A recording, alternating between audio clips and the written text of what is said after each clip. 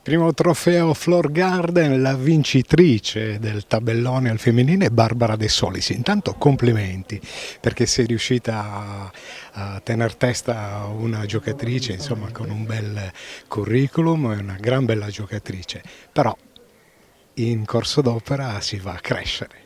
Sì, sono molto contenta e fin da subito ho cercato di alzare il mio livello perché comunque anche se non l'ho mai vista giocare, sapevo che era una giocatrice fortissima, quindi ho cercato fin da subito di giocare, diciamo, di adattarmi al suo livello.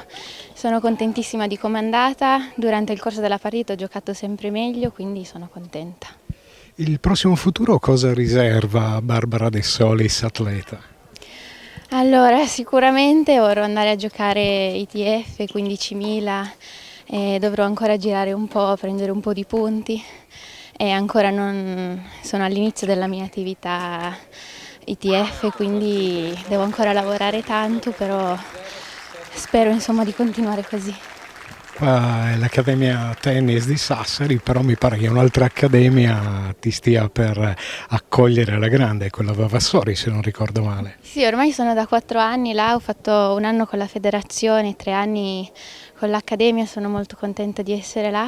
I maestri sono tutti bravissimi, i ragazzi anche, c'è molta possibilità di confronto e sono molto contenta di tutto.